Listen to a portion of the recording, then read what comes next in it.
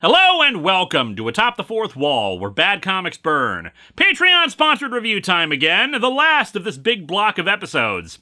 The Legion of Superheroes really gets the shaft most often from DC's reboots. And it's easy to see why. Reboots for the rest of DC's stable of characters are designed to try to ground the heroes in a more contemporary setting, take away dated elements, refine what makes these characters so iconic, and just in general set things in a new modern context. The Legion of Superheroes takes place 1,000 years in the future, removed from that context, but they keep insisting on having their origin stories be linked to whatever DC's modern period is, thus the reboots keep changing what the hell they're being based on. Crisis on Infinite Earths hit them with this first. A lot of the in-universe origins for the team relied on them being inspired by the teenage Superboy, Clark Kent's early days and all. Even had him on the team and hanging out with them. But post-Crisis, there was no Superboy. Clark premiered as Superman first and foremost, so they had to explain away their continuity as their Superboy being from like a pocket universe. Until a few years later when DC higher-ups just decided, you know what, no Superboy at all. You can't even mention the name. Make it somebody else. And this was all in the middle of a storyline where there was a time jump to 5 years in the future from where the book had been before,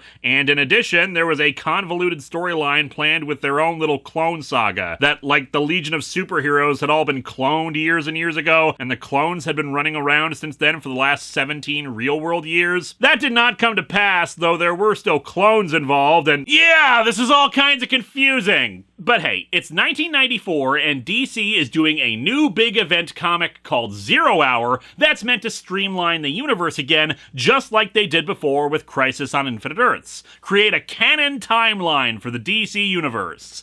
And thus, we're completely forgetting the 5 years later thing happened, and rebooting the book. But we're not changing the numbering because go to hell.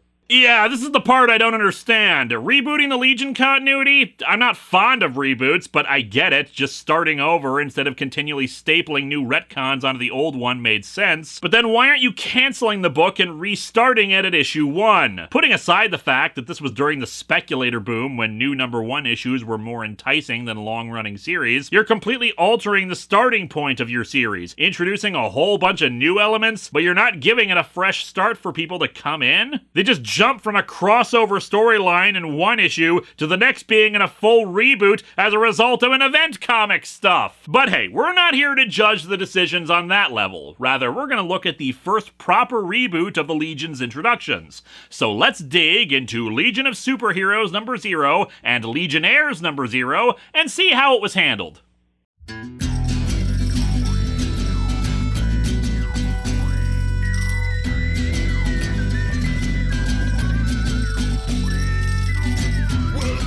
Atop the fourth wall, where bad comics burn.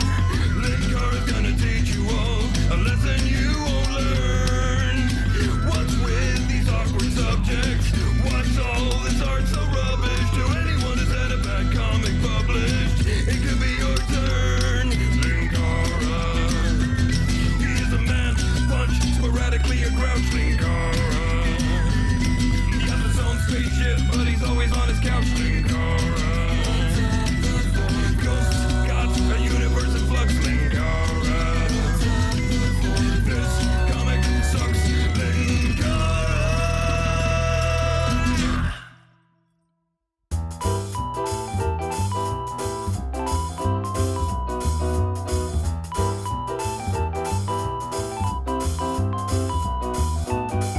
So, funny story, despite the fact that my scans come from a trade, I was gonna actually review the covers for this one. Kind of my own fault for not getting physical copies of it like I wanted to, especially since it was only 2 issues. And hey, as people have said, trades usually collect the covers anyway. Sure, as I've said, my point in not reviewing covers when looking at it from a trade is that a trade's cover and purpose is different from a single issue's, and often trades change things that were in the individual issues. But hey, I was kind of feeling like checking out the covers for the sake of this being a reboot and all. Except this trade screws it up. The scans do, at least. Legionnaires #0's cover is not present in the trade. All the other covers are, but not that one for some reason. And even then, the other 9 issues in the trade are just shrunk down and put 3 to a page each, so you can't even make out a lot of the details. I always personally prefer it when the covers are put in right where each issue starts, kind of like a chapter page to properly separate each issue. I mean, it's not like the covers are that great. Legion of Superheroes number 0 is pretty meh, and Legionnaires number 0 is a cool movie poster style, but doesn't really amount to much. But it's weird that they did it like that, in my opinion. Anyway, we open Legion of Superheroes number 0 with 3 siblings, Garth, Mecht, and Isla, zipping through space on a joyride. Alright, pour it on, bro! Taught that comet a thing or two about speed, didn't we? Pretty sure that comet gave us the finger as we passed it, too. Nothing like cutting loose and being free. Free to show those stupid comets who's really the fastest. I have sensible life goals. Isla is feeling bad about this whole thing. This is basically their parents' new ship, and she wants to get home before they suspect anything. However, it seems racing comets has expended their fuel, and they have to make an emergency landing on a nearby planetoid. It has a breathable atmosphere, but the ship's capacitors have been completely drained, and thus they're stuck there. However, Isla spots some alien animals, lightning beasts, and true to their name, they're basically small rhinos that shoot lightning out of their horns. Isla suggests using them to recharge the capacitor, though warning not to spook them, and you can probably guess what happens next, as this is revealed to be a memory dream for Garth, who wakes up in a sweat 3 years later with lightning powers. Oh man, 3 years and still it keeps knocking at my dreams. At least this time we all had clothes on. It also seems he's kept up his good decisions when it comes to keeping secrets from his parents, because he's actually a runaway now, having lied to his parents about going to visit his aunt. Turning on the news, we learn that the Magno Ball exhibition is due to happen soon, featuring Rock Kryn, the champion of the Magno Ball Cosmic Games. They attempt to interview him at a spaceport. The internet has named you Cosmic Boy, which I am now being told is the 30th century equivalent of being called a woke SJW cuck soy boy, as well as several slurs. One reporter brings up debt that Rock is supposed to have, but he knows nothing about it. Another wants a demonstration of his magnetic powers he has as a result of his native species, Brawlian. He tries to move away to get to his shuttle before he's late, but the reporter insists again on a demonstration, so he uses his powers to lift the guy up into the air by his belt. And now the debt includes money from the resulting lawsuit. Rock just tells his manager to worry about getting money to his family, and said manager says not to worry about it. In turn, Rock looks at the shuttle's itinerary, which brings them to the moon Titan. A surprise to him because relations between Brawl and Titan are shaky. He writes it off as the New United Planets movement having a positive effect on galactic unity, whereas I see it as, it's the cheapest route and I'm sure they'll only shoot off a few bits of the ship as we head down. On Titan, a girl with telepathic powers is scanning the minds of 3 suspects of the theft of several crystals. She can sense nothing from them about the theft and they're allowed to leave, but the victim of the theft loudly complains about it, until the telepath points out that said victim is thinking about selling them on the black market to a known criminal, so they quickly arrest her. Telepathy, the right to privacy superpower. The telepath, Imra, is congratulated on a job well done and is told that she's earned the right to join the law enforcement agency of the future, the Science Police. It's always been a weird title to me. It just makes me envision cops throwing test tubes at people. The SWAT team uses flasks instead.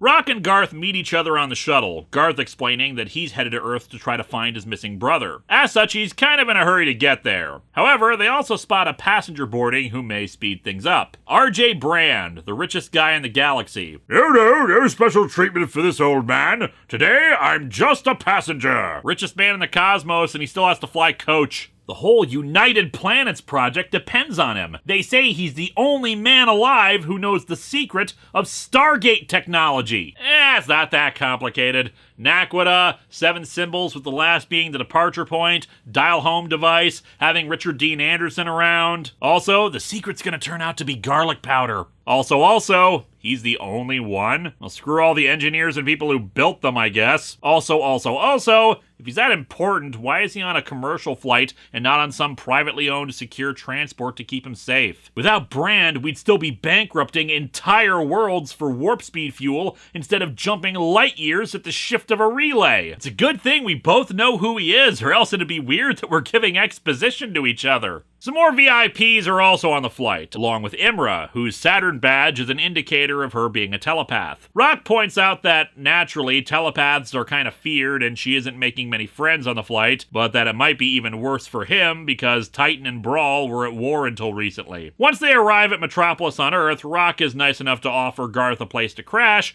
but Garth turns him down so he can focus on his hunt. However, Imra soon spots that a group of maintenance workers aren't. They're assassins after Brand. Before they can fire on him, though, Rock uses his magnetic powers to pull the guns up from their grasp, while Garth uses his lightning powers to zap them. Well, what do you know? Red here is a real live wire. Well, Rock here is a real cosmic boy.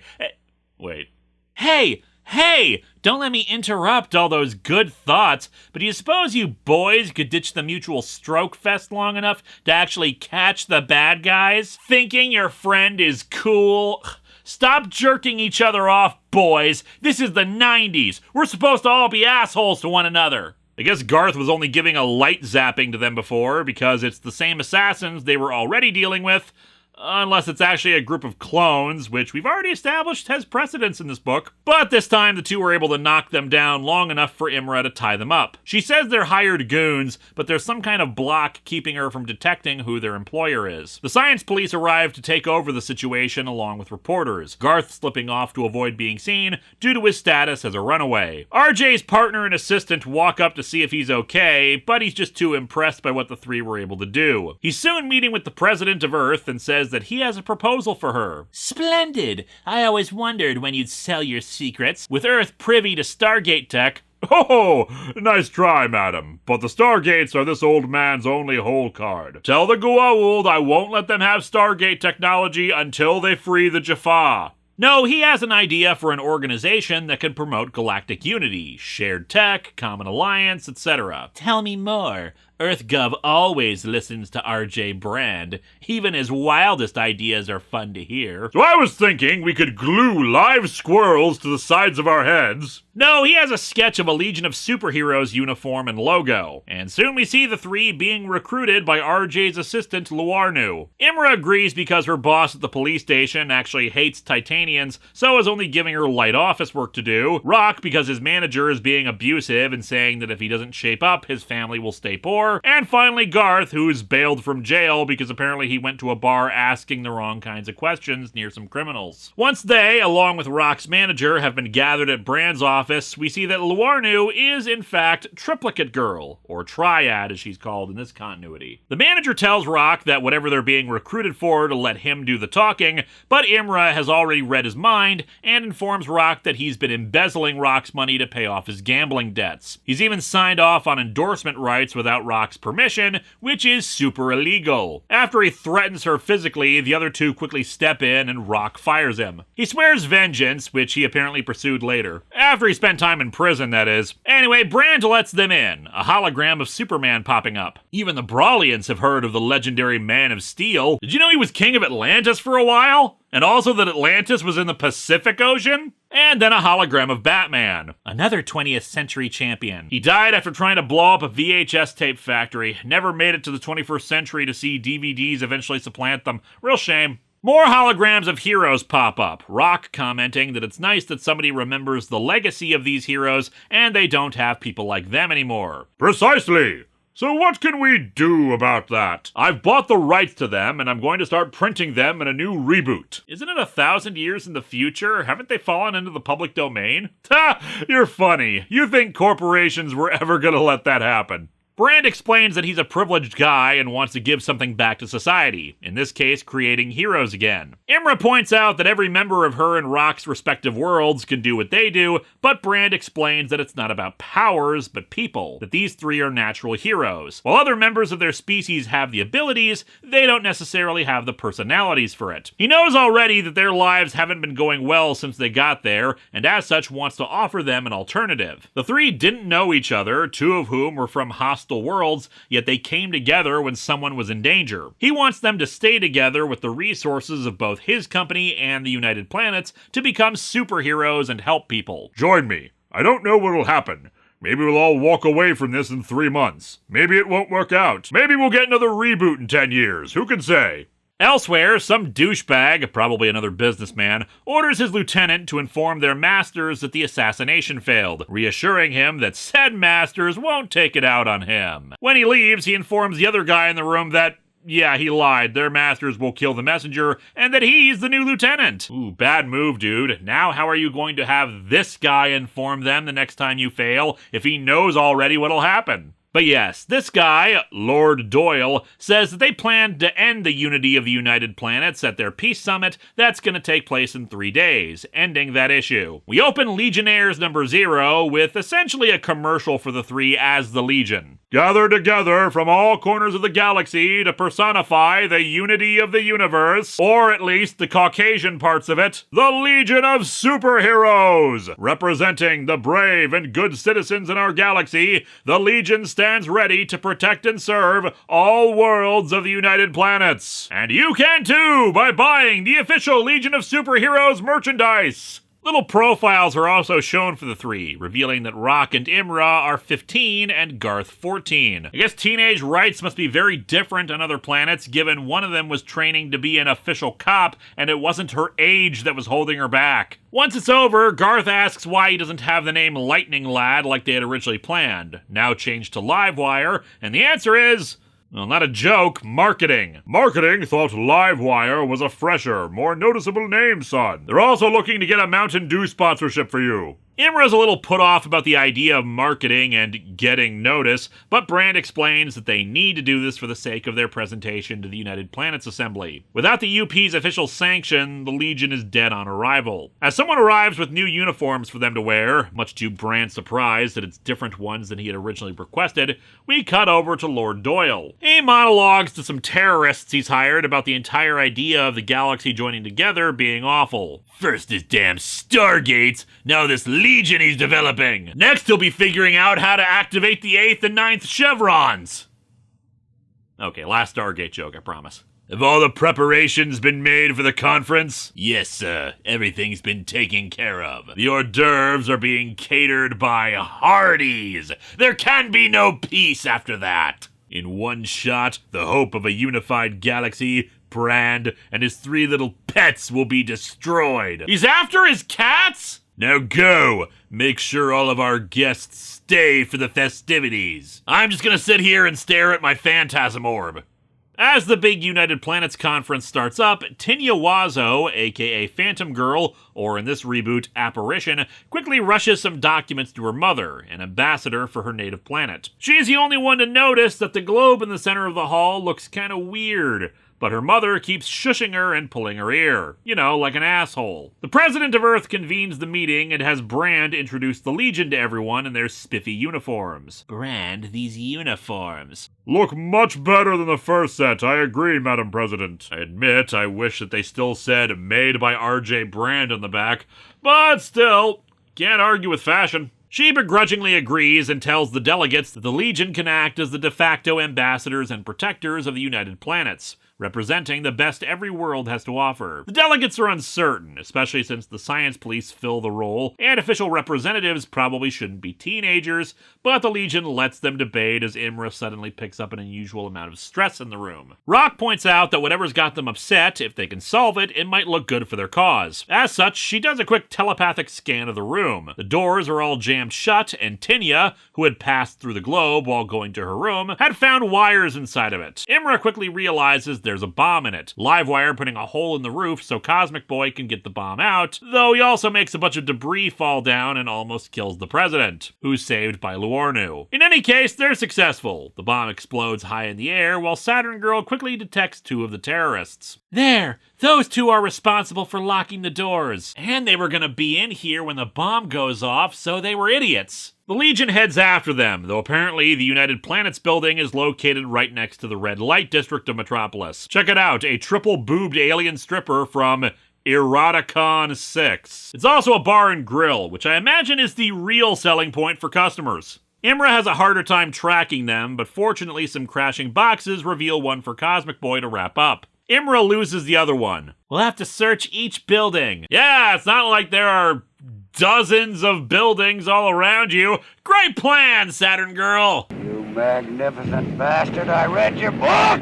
The other terrorist tries to snipe her, but fortunately Tinya followed after them and gets the drop on her, redirecting the blasts and then distracting the terrorist long enough for Livewire to shock her. The three thank her for her help and realize that her phase-shifting powers might be useful to the Legion, same as Luarnu's triplicate body. As such, 24 hours later, Apparition and Triad are unveiled to the public, along with the original three, the team getting full approval by the United Planets. Brand is a little bummed though. Damn, she was a great assistant, and for some reason they wouldn't let us name her Secretary Girl. The President says that the Legion is popular, but they'll be even more popular after their first mission. We need them to do something more galactic, something the media can play with. You know, something that'll really get the media to misinterpret what's happening. Brand explodes at this, saying the Legion isn't some PR stunt for the United Planets. He storms out, saying he won't let her use them as puppets. And what's more, they're not strong enough or ready yet for any actual missions. After he leaves, the President actually agrees that they're not ready yet. Javin, get me in touch with the science police. It's time to finally arrest the evil clone of Bill Nye. But first, take a memo. RJ Brand, do you like me? Then make 2 boxes with a Y over one and an N for the other. The remaining pages are showing the recruitment of several more members. First up is Jim Allen, originally Colossal Boy but renamed Leviathan in the reboot. He's a member of the Science Police on Mars and is getting a lot of praise from his fellow officers for a recent arrest he made. Guy's wall crawling 40 meters up the side of a building when the big man here reaches up and taps him on the shoulder. Dude said that he was from the Marvel universe and that somehow he teleported here. Yeah, that kook is gonna be in a cell for a long time. He gets a message. What do you got there, pal? Your promotion? Huh, something a lot more interesting, actually. Somehow Steve was able to get Android working on this iPad without needing to jailbreak it. Next is Kid Quantum, who is participating in his world's competition to become its champion. He would also later be the first Legionnaire of the reboot to die. And I hate to say it, but it feels kind of iffy that when the team is overwhelmingly white, that their first casualty is a black guy. Admittedly, he was not the only non-white team member, as we see in the recruitment of XS, who also happens to be Barry Allen's granddaughter. How can the Flash's granddaughter be around 1,000 years from the future? Because comics are weird. Flash fact. There's Gates, or who I presume to be Gates based on my research, since we don't see his face here and he's an insectoid, whose dialogue we can't read because it's in an alien text. Then there's Lyle Norg, aka Invisible Kid. This Norg fella must be doing awfully well for himself. Where does the money come from? Oh, I did EarthGov a couple of favors. I'm really good at deleting search history. And finally, Quirrell Dox, aka Brainiac 5. And so our comic ends with him receiving the draft order to join the Legion, and he promptly shoves it onto a pile of papers because he's busy with an experiment. These comics are pretty dang good, especially for the sake of a reboot. I admit, most of my familiarity with the Legion stuff is the 3-boot from 2004, where the Legion was more about teenage rebellion and counterculture revolution, but this was a good restart to it. We get 3 likable characters who have their own story introductions, no one is overly petty or jerky. Sure, there's some minor friction, but it's all understandable stuff, and we're given good reasons why they'd want to join up, with potential arcs set up for later for all of them. They're heroic, and the world building gives us a good idea of the political situation of the time period and how it can be played into future stories. The artwork is good, nothing groundbreaking, but with some decent, if brief, action, and despite having plenty of talky scenes, nothing feels boring or bogged down. Honestly, my only real complaint is barely one. It feels like newer members should be introduced more slowly. I understand they may want to get the full team ready to be in the next proper issue, which, again, just continued the previous numbering during the reboot. But with a reboot, you want to reintroduce this stuff slowly, not just have a half-dozen new characters in when we're still getting used to the ones we already have. Based on these 2 comics, it's a shame the Zero-Hour reboot Legion doesn't get as much love as the originals. Next time, we may have gone over a comic for a serial, but there's no beating the genuine article. It's time for more Mr. T and the T-Force.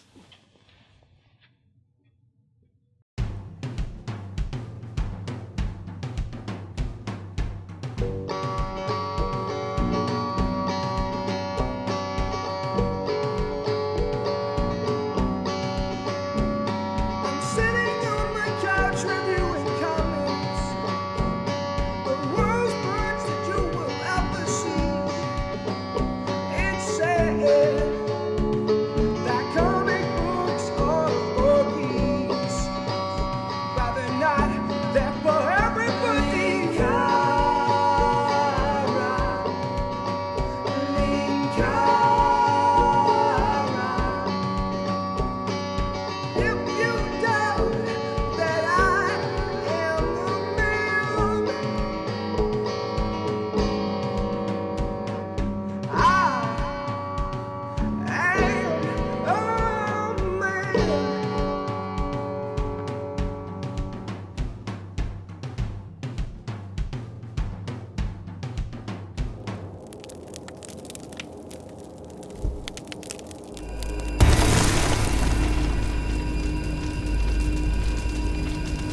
How dare you sneak up on me like that? Sorry, old habit. Is your dad home? Dad? You're looking for Lionel Norg, right?